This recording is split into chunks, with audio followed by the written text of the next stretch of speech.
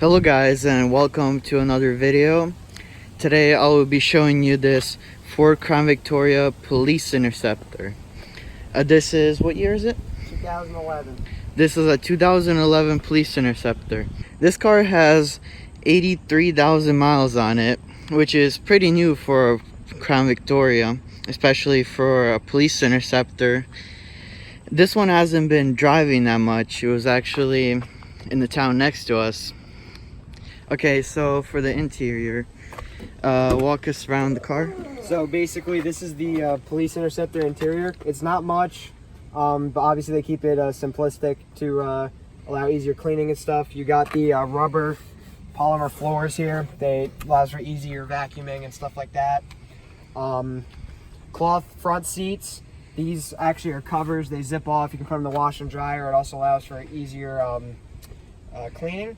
This right here is the handle for the spotlight. You can go back and forth, and you can twist it. This switch right here turns it on and off. You got your parking lights, headlights. This is you can actually dim the dash out with this. That's pretty much dash off. That's dash full bright, and then if you push it, it turns on the interior light, the middle interior light, which is right there. If you go over here to your door controls, basic controls, driver window, passenger window, turning all the windows off, lock, unlock, and then this is your mirror adjustment. And obviously you just twist it to switch between the two.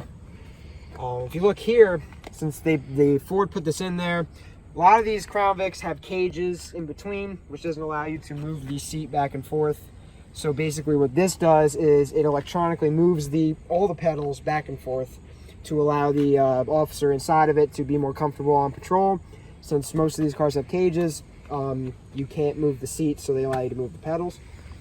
In the middle, the front middle is a Havas center console.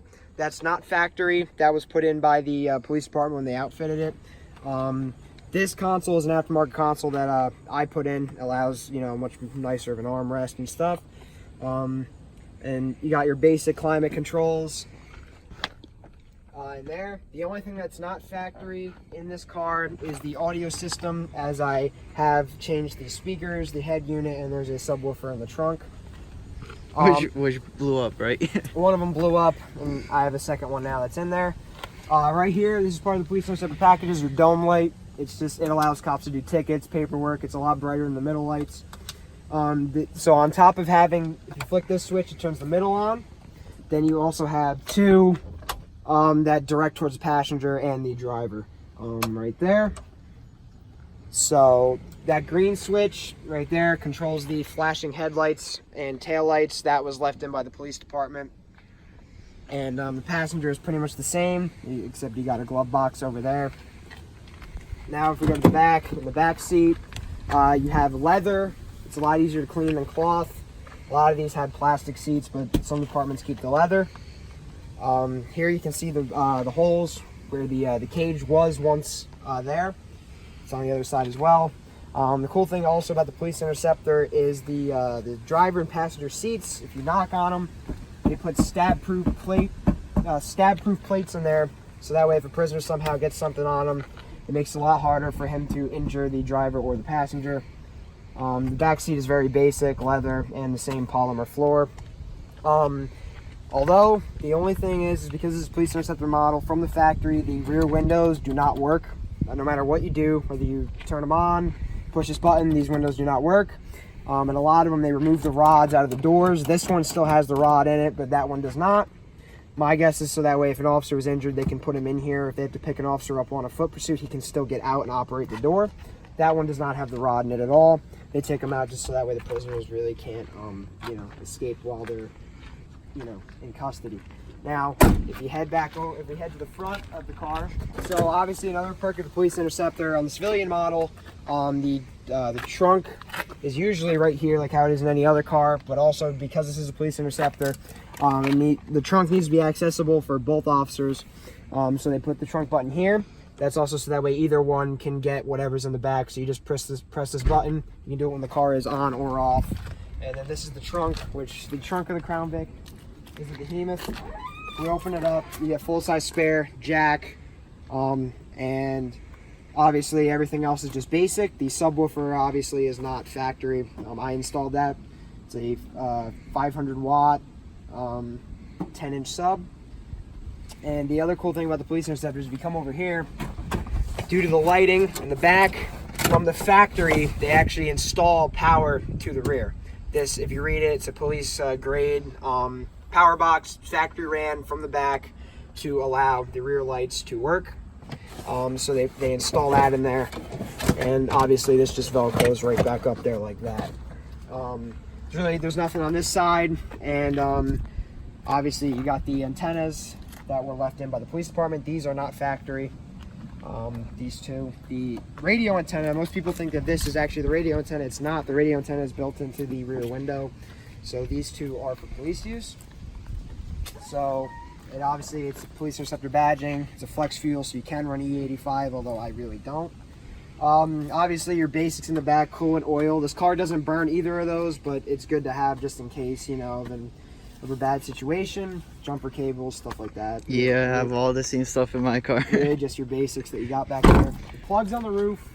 Basically these, this car had what was called a low jack system in it, which would allow officers to detect stolen cars. And I'm 90% sure it's a low jack system because every low jack system has the 4 antennas like this on the top, and that allows for them to detect stolen cars.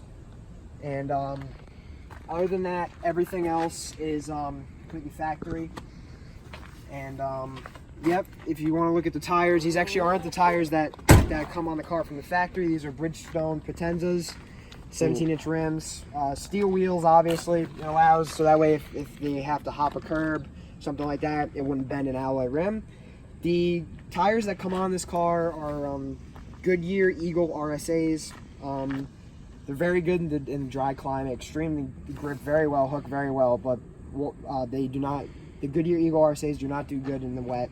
It's just kind of known, and that's really the downfall of the RSAs. Other than that, in the dry, they're extremely, extremely good tires. These, on the other hand, brand new. As you see, the tread's very good on them. These, on the other hand, are very good in both dry and wet. Obviously, it's your basic gas door here, you know, E85, so it's the yellow cap. And yeah, that's pretty much it for the outside. If you come to the front, obviously you got the spotlight there, which is off. It's a Unity spotlight. That's kind of standard on the police interceptor, is the Unity spotlight. And if you come to the front, as you can see, the front-facing lights are on. These were left in by the police department. It has Whelen modules. Whelen is an extremely well-known and high-quality law enforcement lighting and siren supplier. And yeah, I mean, it's pretty much it for the exterior. They did make a few different models of the police interceptor. They made the classic P70, P71 or P7B. This one is a P7B. Basically, from 98 to 09, 98 to 09. How you knew it was a true police interceptor is in the VIN, it would say P71 in it. In 2010, they changed it to P7B, and throughout 2011, they kept it as P7B. And this is the last year they made it, which was 2011. This is known as the whale body style, just because it's round. Previous one was the Aero, just because it was very, very aerodynamic. That one was discontinued in 97. That was the last year they made the Aero. Then before that was the LTD, and then before the LTD it was the Fairline Crown Victoria, which was made in the 50s. So this car has been in production for a very long time. Talking about the rear differential, they offer between both civilian and police interceptor. Civilians came with 273 open differentials. The police interceptor, you could get a 327 open, 355 open, 327 posi, or 355 posi. This one has the 327 posi in it, so it is the second most desirable rear end for the Crown Victoria. And also, this car was built on Ford's Panther platform, which is it's a body-on frame, so it has a chassis similar. The only way you can get a body-on frame anymore is with pickup trucks, so it allows for cheap, easy repairs. And you know, they run forever just because of how simplistic the design is. Also on the Panther platform was the Mercury Grand Marquis, the Mercury Marauder, Lincoln Town Car, Ford Crown Victoria, and a Ford Crown Victoria Police Interceptor. Was the those were everything on the Panther platform, and this was the last large full-size boat sedan that was really ever made. Back in the day, the Caprice Classic was there, but they stopped production due to the Chevy losing fleet sales due to the Crown Victoria, and just because they really didn't look that good, a lot of people didn't prefer them. So underneath here is Ford's modular 4.6 V8. So basically, they had two. You couldn't really choose between the engines, but there was two people who made the engines. It was Romeo and Windsor. The Romeo one is kind of more performance-based from my research. So this one is a Romeo 4.6 V8. It's the original engine of the car. So some of the difference between the civilian and the police interceptor is the PI intake. This is basically pretty much a cold air intake. It allows for better airflow, obviously, for the police interceptor. Other than that, the engine it has aggressive, more aggressive shift points, makes more power, kind of just basic stuff like that. For the transmission, it does have a transmission cooler. It has power steering cooler, oil cooler, basically just so that way everything stays cool while this thing is being, floored down the street, chasing people, etc. Because, these cars, some people don't realize, is when, an officer ends their shift and they go in, the car comes right back out. These things run 24/7, 7 days a week. They really don't stop, so they have to build them tough. They also do come with a bigger alternator to power all the police equipment. That's why really putting a sub in these things really isn't, it's not a big deal just because, it's a big alternator. Other than that, that's pretty much it. This is one of Ford's better V8 engines. It's a very good engine. It was used between a ton of cars, Mustang, Explorer, the Crown Victoria, their vans. I mean, they use this engine in everything, and it worked very well for them. Obviously these cars were replaced by the EcoBoost models, which aren't nearly as reliable, and a lot of departments want to hold on to these as long as possible just because of how bulletproof these cars are. It's pretty hard to kill one of these. Also, I don't know if you know this, but this engine was actually used in a Koenigsegg CCX8, which had this engine, but it was twin supercharged. Oh, I didn't know. Which makes it was like 600 horsepower, I think it made. Yeah, so this engine even used in Swedish sports cars. Yeah, no, it's a great engine. Overall it's a great car, runs great, and I mean, yeah, it's the most iconic American police car there pretty much is. When you see one of these, you automatically think it's a police car. This car has kind of cemented itself as the police car, as it's been used for the most years out of any cop car. I mean, it's been used since the 80s up until 2011. So, Ford did a good job with the Crown Victoria. Obviously, you might be seeing on the trunk and on the hood. There is oil on here, actually. I got this car oil undercoated, so they sprayed the chassis, sprayed the wheel wells, because we live in the Northeast. A lot of salt, a lot of brine, and obviously that rots the car out. So basically what the oil undercoating does, because this car doesn't have an aluminum chassis, it's all steel. It's all steel. So basically this oil keeps the salt and brine off the metal to prevent it from rusting, which this car really doesn't have any rust on it. And yeah, so they basically do that. I did that. A lot of people don't do that. I actually drove all the way up to New Hampshire to have this done. And it's helped tremendously. It's actually still on there. It's even still under the chassis because it bonds to the metal. So that really just allows it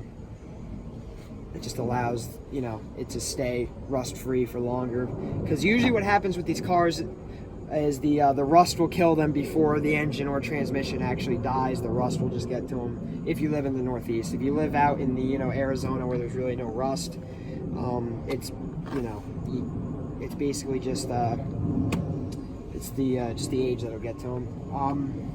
And a lot of people have asked, why the decommission at such a low mileage. There's obviously something wrong with it. No, there is nothing wrong with it. How it works is, you can have an old Crown Vic, an old cop car, but basically, depending on the department, they pretty much just decommission them due to age or mileage, whichever one hits it first. like California Highway Patrol gets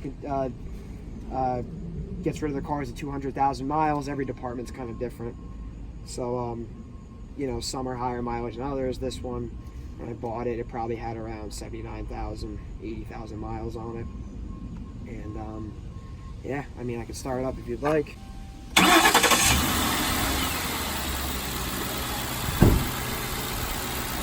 So right off the bat, a lot of people think that that's actually a valve or, you know, something ticking. It's actually not the case. The 4.6, this is kind of throughout all the 4.6s, they have very clicky fuel injectors. It's actually just the fuel injectors clicking. This thing doesn't have a valve tap or anything like that. It's just very clicky fuel injectors. I was concerned about that at first, but I started doing some research and asking people, and they all said that these things just have extremely clicky fuel injectors. Obviously it doesn't burn oil, doesn't burn coolant. It's a good running engine. And I mean, you know, I have no complaints with it. First thing I noticed when I saw this, it is so big. It's like my car, then add like another half of my car added to it. Yes, yeah, they're very big. They're long, and they, you know, they're just very big, but they allow a lot of room. That's the problem with some of the modern Interceptors, like the Taurus. There's no room, because you have to keep in mind, the Taurus is sort of roomy with nothing in it, but then you have to add the police computer, the sirens, all that stuff. There's no room. The other thing that's different about these is these actually have obviously upgraded suspension, upgraded, you know, everything suspension-wise. It's designed to help it hop curbs if it has to, without it, you know, scraping, or obviously the steel wheels will keep it from bending a rim. And they put a plastic guard underneath the to protect things from obviously scraping the. I don't know if you could see it. Yeah, you could see it. They put that there so that way if the car, you know, if the curb's really high, it'll prevent it from smacking something underneath there. And yeah, I mean, it's a great car. And you know, Ford kind of messed up by not making these things anymore. Because I mean, these Crown Victorias accounted for 80% of U.S. fleet sales. And you know, if you've been around, every department had one of these at one point. Yeah. There was really no department that didn't have one.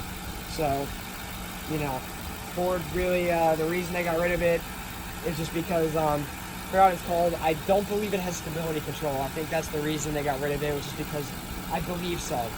But they would just cost too much money to redesign the car and update it, just because the platform's old. I mean, the only thing they changed in this car from 98 till now was the shape of the steering wheel, the electronic gauge cluster, because before in 06 they changed it. It didn't have a tachometer, it was just a speedometer. They changed the shape of the headrests, and other than that, this car has stayed exactly the same since 1998. So it just kind of became outdated, and so they discontinued it September 15th 2011. The last one rolled off the assembly line. And yeah, the obviously no warning lights. The only warning light on is the tire pressure light, which is just a bad sensor because I just got new tires. And yeah, like I said, the only thing that is in stock is the speakers and the front two doors, the rear deck, the radio head, and the subwoofer. Other than that, and the police equipment that they obviously, the North Plainfield Police Department put in it, everything else is completely stock.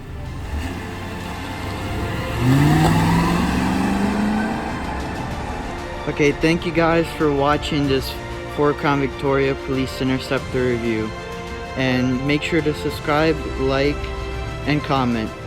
Peace.